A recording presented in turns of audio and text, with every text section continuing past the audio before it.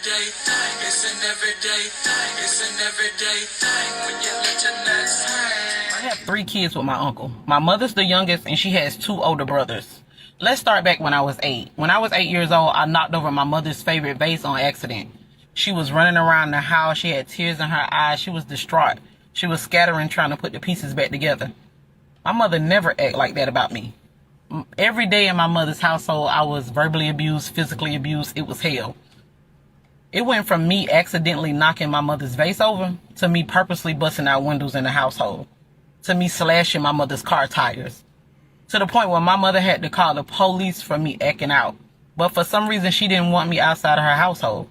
My mother would tell the cops she felt safe because they would ask her, does she feel safe? They would come in and do a routine check just to make sure I had food, to make sure my living situation was okay, that it was livable. No one knew why I was acting out, but it wasn't because of my uncle, not just yet. The situation with my mom happened way before I was 8 years old. But me seeing how my mother acted about that vase, it took me and it pushed me over the edge. My mother's favorite brother is Brisket. Brisket is also my children's father. Brisket used to come to the house every day because my mom would throw a party literally every day. My mother had men in and out of the house. You could say my mom was the fun girl. But it didn't start with my uncle at 8 years old. My uncle Brisket has always been my favorite uncle. He has always looked out for me. He has always taken up for me when nobody else would. My uncle Brisket walked into the house and he asked what was going on. And she told him, that bitch knocked over my favorite vase. I hate her. I can't wait for her to leave.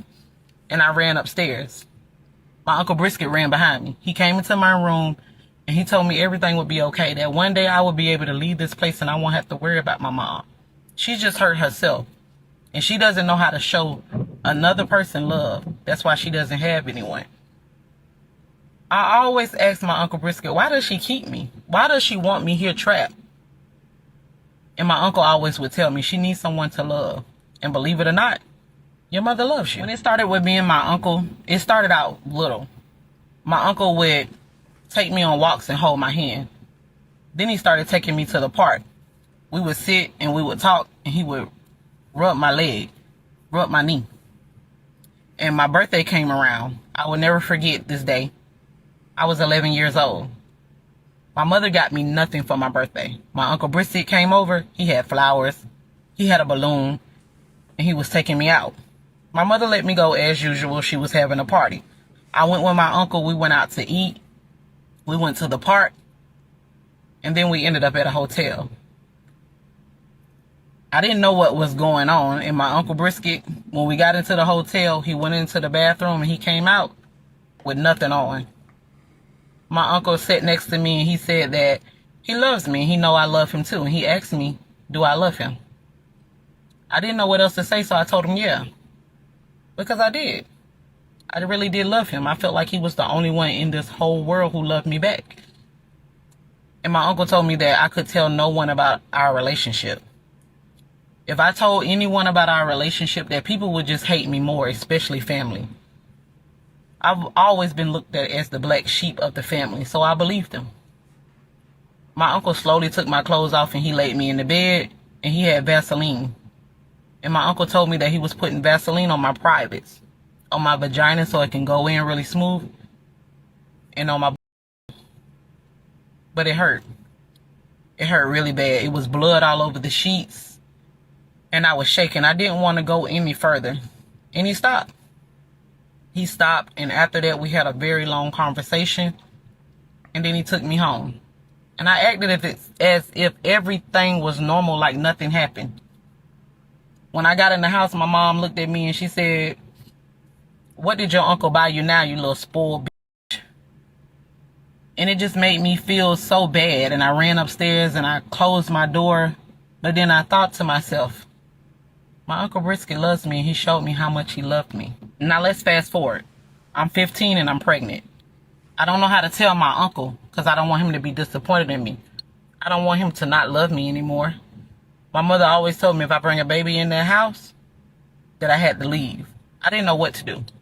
My Uncle Brisket came over as usual and my mom wasn't home by this time. My Uncle Brisket asked me what was going on, that I looked a little different. I was acting a little different. And I told him. I told my uncle that I was pregnant. And he said, no worries, we will fix it. I didn't know what fix it meant at the time, but apparently fix it meant I had the baby and not tell anyone. I had my first daughter when I was 16 years old. I was in the hospital and my mother was being verbally abusive. She was calling me out my name. She was telling me what such of a young whore I was and that I wasn't going to do anything with my life. It got so bad to the point the nurses put my mom out the room. And before I had my daughter, they asked me did I want an epidural, but I told them no. I had so many bruises on my back from my mother beating me and hitting me, I was embarrassed. I gave birth to my daughter, and it's like, as soon as I had her, I couldn't bond skin to skin with her. My mother took right over. My mother has had my daughter since she's been born. It's like my mother was missing something. It's like she started over. My mother would not put my daughter down. My mother took my daughter everywhere she went. She treated my daughter like she was golden. It was so bad to the point where I wasn't even a mother. My daughter even slept in my mother's room. Now I'm 17. Me and my uncle are still going at it as usual. It never stopped. I never said anything, and no one ever suspected a thing. My mother is still having her parties as usual. She still has the guys around. My mother is still the fun girl. Just toned down a little bit because of my daughter. My mother loved my daughter as if she was hers. It seemed like a lot of times I felt like my mother had a second chance with my daughter. So I wouldn't say anything. It's basically like I just gave birth to her and that was it. I'm 17 now and I'm pregnant again. I'm standing in the kitchen with my mother as she's cooking, and my mother's looking at me and she's telling me how much of a horrible person I was. I got pregnant again in her household, and now I'm having twins. My mother looked at me standing in the kitchen before my Uncle Brisket got there, and she said, after you had those babies, you got 6 months and you out my house. Since a grown bitch want to have more kids than me in here. My Uncle Brisket walked through the door and I had tears in my eyes and I ran upstairs. Of course, my Uncle Brisket ran behind me. He told me it was okay, it was cool. He was going downstairs to talk to my mother. Next thing I know, I heard shouting and fussing. My Uncle Brisket came upstairs with my mother. My mother was standing at the door with her hands on her hip, holding the doorknob of my door. And she said, "You're going to live with your Uncle Brisket finally. You're off of my hands." I was so excited. I was happy. The only person I felt like loved me in this world is taking me in with our kids. The only thing is I couldn't take my daughter. My mother would not let me take her. She refused for me to take her. I had no other choice. I was young. I left her there with my mother. And I moved in with my Uncle Brisket. Here I am, 17, and I had my twins. They were girls. My Uncle Brisket was even at the hospital with me, and he signed the birth certificates. I was so happy. We were finally going to be a family, like he's been telling me all these years. But he still told me that we had to keep it a secret. I couldn't say anything still. He was on the verge of figuring it out so we can be together. So we can be a happy family. And so people won't be mad at me. And then my Uncle Brisket started looking sick, weary, tired. I thought he was trying to get rid of me, or on the verge of getting rid of me, because we were wearing him out. Here I am, 17 with 2 kids. Maybe he was tired. He didn't have any kids before me. 6 months later, after having the twins, my Uncle Brisket dies. Full-blown AIDS. When I was 14 years old, one of my uncles kidnapped me and assaulted me. He wasn't my real uncle. He married into the family. He married my favorite aunt. My mom was gone on this night as usual, and it was not nearly enough food in the house to feed all 7 of us, and I was the oldest. Mr. Jerry was 7 minutes down the street. I could walk literally down the street, 7 minutes down the street, and it was a mini mart. And he would always tell me I can get what I wanted to feed me and my brothers and sisters, and he would get it back from my mom. When me and my mom and my brothers and sisters would go in the store, and I would ask Mr. Jerry, did my mom pay him back? He would always do this to me. I was walking down to get some stuff for me and my brothers and sisters, and then I seen my uncle. My uncle said that he would pay me to do a favor with him, and then he would take me to the mart, and he would bring me back. But I was unsure. I said, I really didn't know. And he said, I'll pay you good. So I said, okay. I got in the car with him. He took me to my aunt's house. We got in the basement, and he started tying me up. He looked me dead in my face, and he said, you've been kidnapped. I didn't know what to do, and I was so scared. I wanted to scare him back, and hopefully he'll stop whatever he was going to do to me. And I told him if my aunt found out, whatever she was going to do to him would be unspeakable. My aunt came walking down the stairs, and she told me, just do what he asked you to do. He's always had his eyes on you. My aunt took me home, and I had to press my feet against the floor and my back up against the chair because I didn't want my butt to touch the chair. That's how much it hurted. He did this 14 times in that same night. 14 times. Not even 2.5 years later, that same uncle in a drunken rage killed my aunt. Damn. What to do, everyday people, man? It's your boy PJ. Today we back with another lit video. Back in the confessional. Yes, we staying lit, big dog. Shout out to my everyday people who rock with me every day. Man, this is why. My daughter, she got a friend who was living with her dad. And my daughter always wanted to go over there. And I said, nah, baby. That man ain't got no woman in the house. That man ain't got no woman in the house. And nah, you can't stay over there.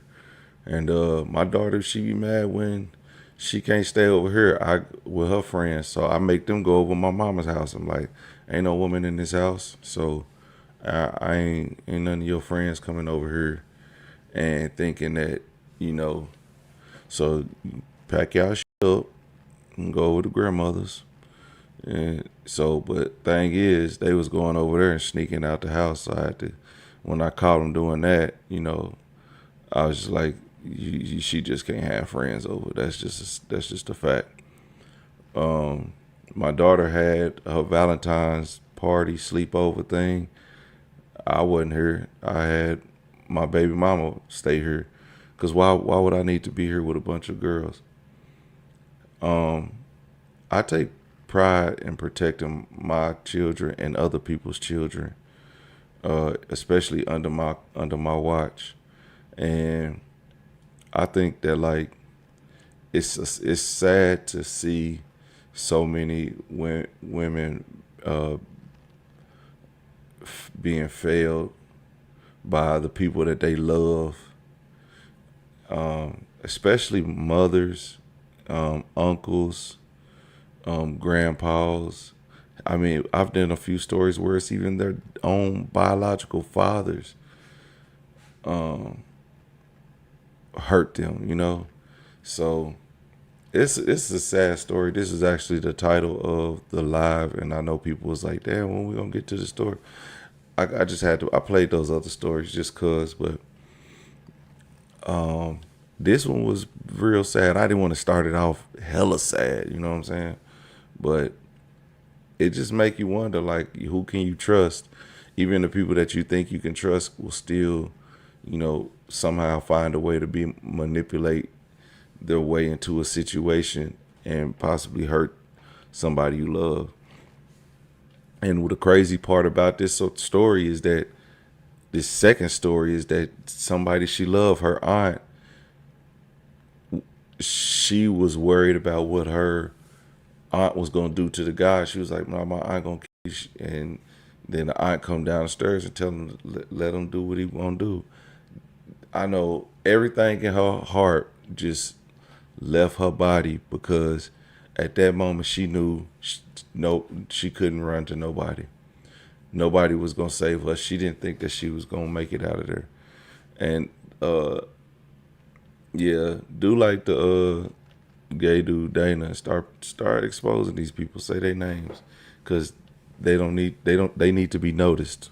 They need to be put on high alert. But the aunt has already been unalive, so I'm pretty sure the other guy's in prison. But the mom, the other uncle who died from AIDS, all that, man, it's just, they need to be put on high alert. All right, everybody, everyday people, let me know what y'all think about that in the comment section.